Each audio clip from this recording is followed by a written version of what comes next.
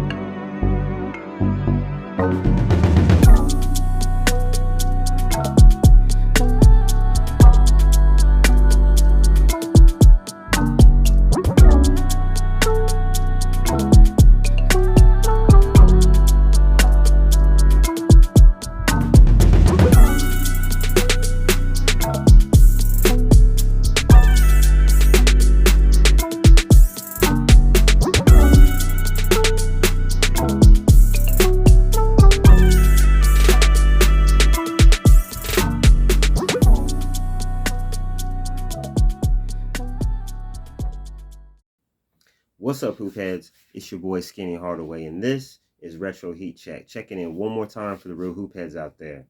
And as always, thank you all for your likes, your shares, your subscriptions, your comments, and of course, your questions. You already know what it is, man. Q&A with Skinny each and every Wednesday night here on Retro Heat Check. Hey, man, you guys have really been doing your thing with the questions. I usually lay down the gauntlet to all my ladies, my fellas. You already know what it is, man. Continue with those questions. I always appreciate the questions. You already know how it is on Wednesday nights, man. I love interacting with you guys, get in front of the camera, asking your questions. It's cool to do that in the comment section. It's really cool for that. But something about Wednesday nights, man, is just I definitely enjoy it. Definitely enjoy it. Man. So I don't have my hat on, but tip of the cap to all you. To all the hoop heads out there who definitely been participating. Y'all definitely need to be up on it, man. The ladies have been stepping up. Y'all fellas are slacking. Once again, I guess I gotta let y'all know, man. Y'all slacking, bro. The ladies is out here lapping y'all right now with the questions, man. Like, embarrassing, but I'm just gonna leave it right there. But big shouts to all you guys, man. Speaking of shout outs, man, gotta give a shout out to the squad, man. These are my guys, the guys that I roll with. They roll with me. We support each other in our endeavors. Hey, I hope that you guys do the same for these guys. These guys put this content out here for you guys to enjoy. We all come from different walks of life, different ways and approaches of our content. Some are more educational. Others are more on the entertainment side. But for the most part, we're all somewhere in the middle. But yeah, definitely appreciate these guys, man. And I hope that you guys too. So big shout outs, man. Go out to Sports and Fitness Rants, Uncommon Sense, Scap Attack, Uncommon Hoops, Uncut Hoops, Uncut Hoops, Angry O Hoops, my twin Phenomenal Fitness. What it do, man? You already know what it is, man. Michael Jordan fans are the best. NNB Sports TV, my main man Ticket TV, Man Down Sports, Prince Sports. We got Geechee Life Sports Talk. Also, man, we got Jordan versus LeBron, Kobe Bryant Film Room. We got Shekel Storm NBA. Check out his video, man, about your boy, yours truly, man, and my origin story to the penny pinchers. You already know what it is, man. Definitely a great video. I checked it out the other day and definitely enjoyed it. So I hope that you guys do the same. D'Allen Ricks, definitely gotta stay in tune with him. The Real Mind Crime, definitely one of the best channels out there. And also NBA Fact Self Research, man, my guy, man. This guy really does his thing. I hope that you guys check him out. And also Hoop God, one of the newer guys that I got hip to. Definitely a wealth of NBA knowledge right there. I hope you guys also check him out as well. Man, with that being said, man, we're gonna go right on through it, man, because you already know this is a closed door meeting today. Closed door Q&A session, man. No new hoop heads to add to the Hoop Head Haven. So we're just going to go right on through it, man, and answer your questions, man. You already know what time it is, man. It is time. It is time to answer your questions. Both of these questions are double header. I'm telling y'all fellas, man, y'all getting lapped, and she is probably one of the main ones who's killing y'all. Y'all better get on it, man. Jessica from Motoring with Mouseball, as always, representing for the ladies in the Hoop Head Haven. Always coming through with the questions, always coming through with something cool. And definitely she blessed us again with some more fire questions. So let's get down to it, man. Many players from the 2000s expressed that MJ wouldn't do well against a zone defense. Do you believe that help defense from the zone could stop Jordan, or do you believe MJ would shred the zone with open looks to his teammates? Well, Jessica, you pretty much answered your own question right there, because we all know that Michael Jordan is the greatest player of all time. And when you're the greatest player of all time, that means no defense could stop you. None. I have to say this, man. Jordan came in the era where you go down the lane, you might get your nose broke. You go down the lane, might get your legs taken from underneath you. Refs ain't calling nothing, hardly no flagrants, hand checking, physical play. They could put you could literally put your forearm and elbow into a guy's back. You know what I'm saying? When he has his back you can literally do this to him. The 90s, the 80s and the 90s, the era in which Jordan shined, he definitely dealt with some of the harshest defense. And now you're talking about a zone defense where you have 5 guys spread out in the half court in certain areas, and they're guarding that area. Now you got a guy like Michael Jordan, who has the greatest mid-range game of all time, a 48-inch vertical, a 4.3 40, with a shuttle time. I'm sure with his lateral quickness, I'm sure he would have a great shuttle time if they did some kind of combine. And this is a guy whose basketball IQ is off the charts. This is a guy who can literally pick his spots on the court, rise up, and hit a mid-range or a 3, whatever, consistently. This is a guy who challenged himself all the time on the court. This is a guy who would literally make up stories in his head just so that he could have some kind of competitive edge over his opponent. And so now you're trying to come up with a defensive scheme to stop a guy who literally has no weaknesses.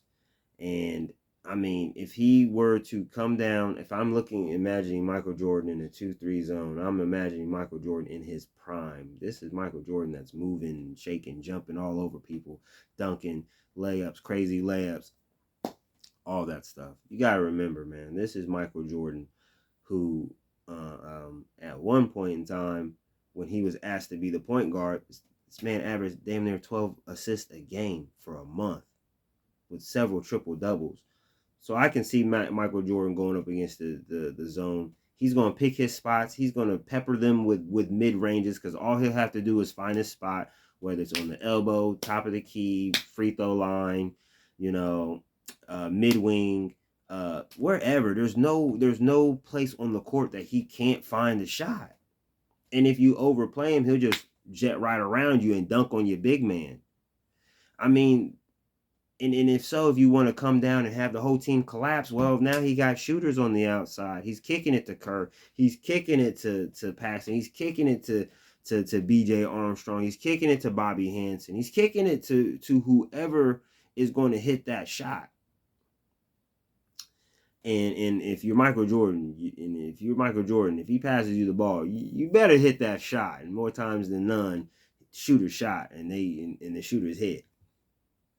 I just don't see any help defense. All right, you just gonna leave your man, and then if you leave your man in a zone, see, that's like one of the cardinal sins of zone defense. You don't leave your zone. When you overcommit and you step into another player's zone, now you just left a huge chasm in the middle of the zone.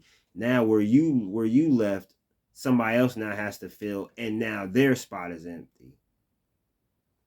And unless somebody comes and rotates down to where that player has left, you're going to have an open hole, and Michael Jordan is going to exploit that, whether with the passing or shoot. If he can get to that spot himself, he will get to that spot himself. I just don't think that a zone defense or any defense, I mean, they've tried double team. This is a guy who was getting double team, triple team, quadruple team, and he was still averaging 37 points a game. He was still leading the league in scoring. I mean, there's not a defense that was not thrown at Michael Jordan throughout his career that Michael Jordan could not beat. The best defense that I could say against Jordan was the Jordan rules. You had to put him on his ass. Pardon my language. But you had to put him on his butt. That's the only defense that was effective.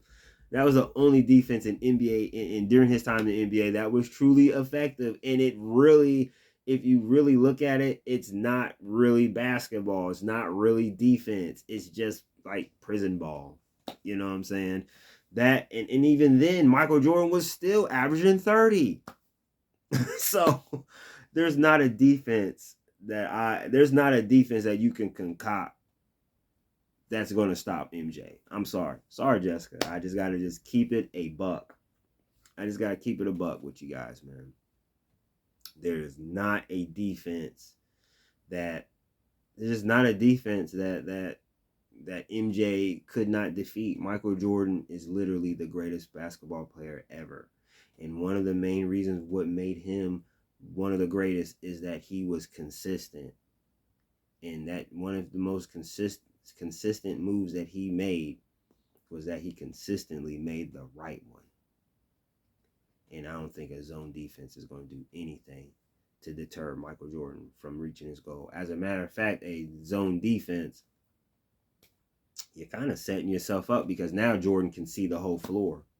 Now Jordan can he can go 2-3 plays ahead, because if you're sitting in a zone defense, there's only so many variations of the zone that you can run that Jordan's not gonna exploit.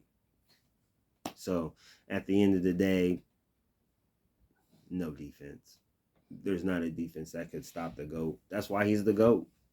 The man had no weakness. There was nothing.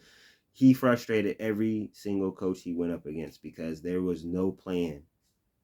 There was no player.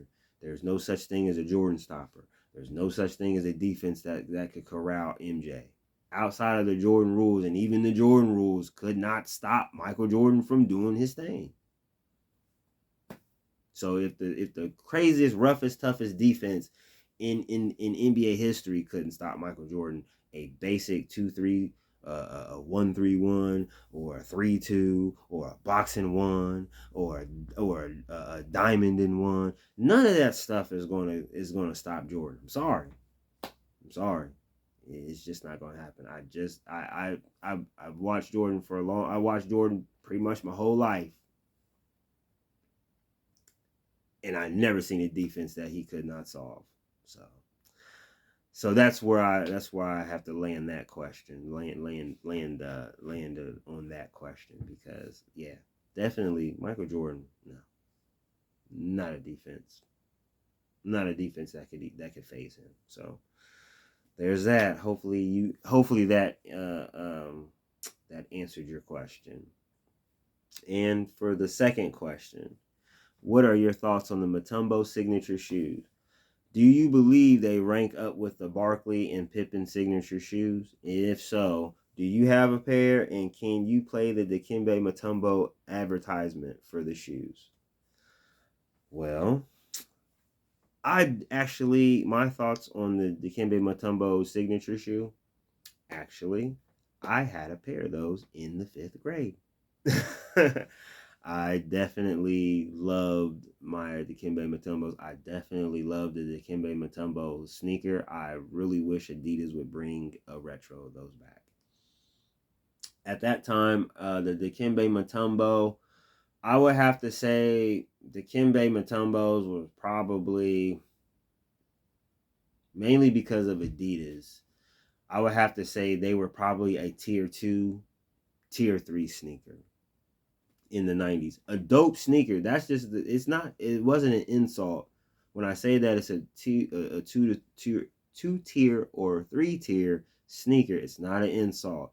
It's just the simple fact of the matter. The 90s was just flush with dope sneakers from not just Nike. You had dope sneakers from Fila, Reebok, Converse.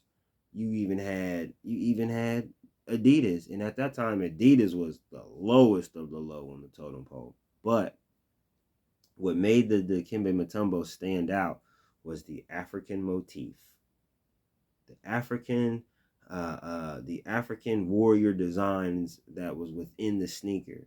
During this time, this is when basically Black American culture was really starting to become mainstream. And during this time, it was a lot of what we would say Pan-Africanism, where a lot of Americans were trying to get in tune with their African roots. So you saw a lot of kente cloths. You've seen a lot of kente designs. You saw, starting with, and it even flooded into, mainstream, and it that whole movement got into the mainstream. And definitely Nike, being Nike, they were definitely ahead of the curve in this aspect. With the Air Jordan 7. The Air Jordan 7 is probably the shoe that actually kicked off as far as the whole African motif on a sneaker. And then the Mutombo came right after. Mainly because, obviously the Dikembe Mutombo is from the Republic of Congo. Did they change the name of that? They might have changed it. I don't even think it's called the Congo anymore. I think it's called, I forget what the hell they call it now. But I don't even think it's called the Congo anymore.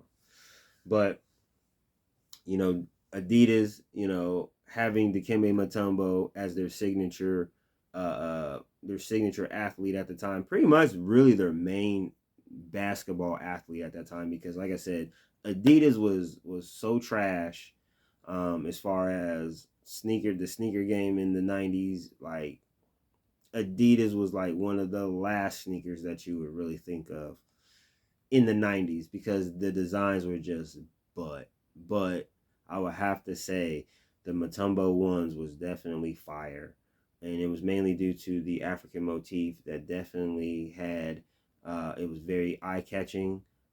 It was, just the whole logo with the Mutombo African shield on the tongue of the sneaker, and all that good stuff, man. It was just a cool looking shoe for an Adidas, but it was very slept on, very slept on. Usually, I'll have to say back then, big men sneakers, you either loved them or you hated them. Like you had shoes like David Robinson's. The David Robinsons, they love any shoe that David Robinson was wearing sold.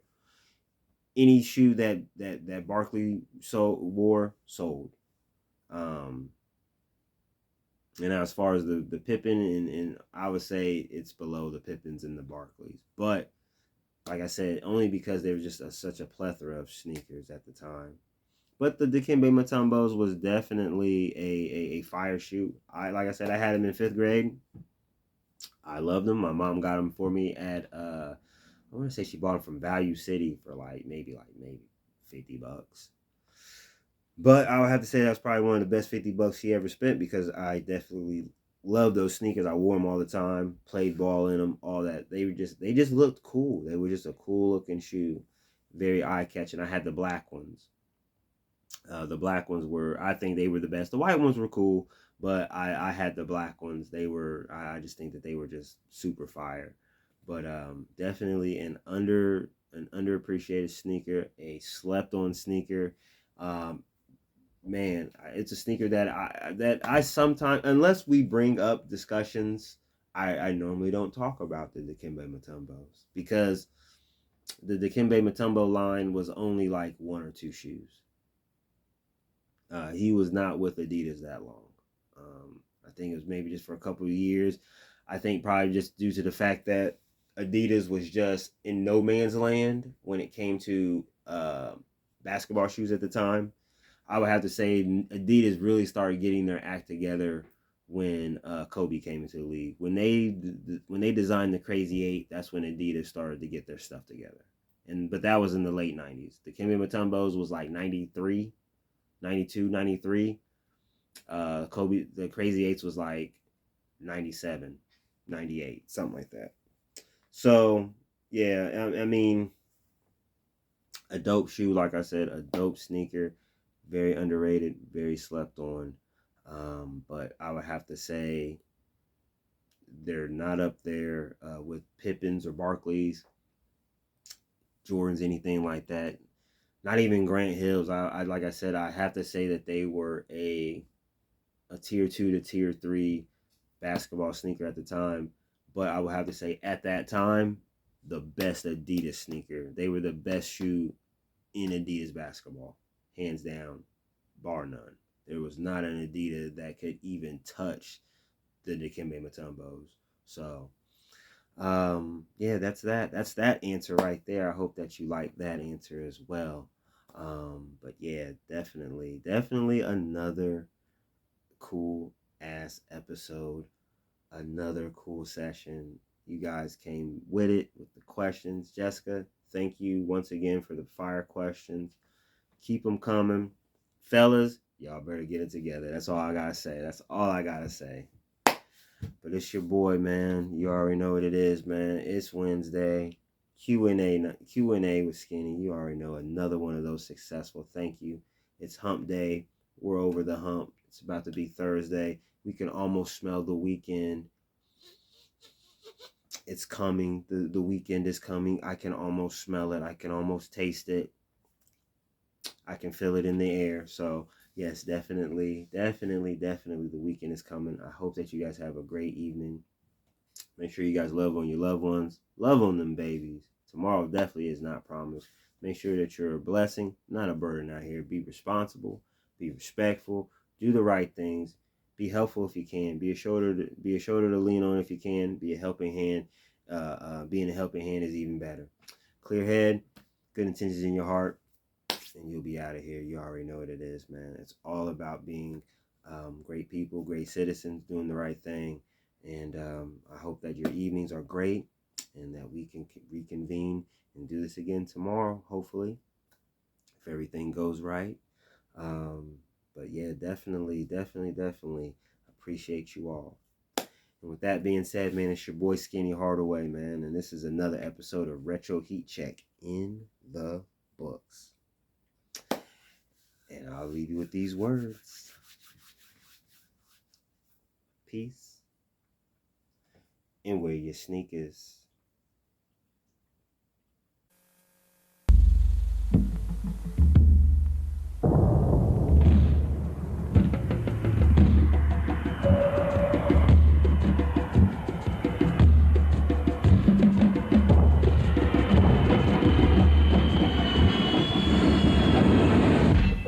Man does not fly in the house of Mutombo.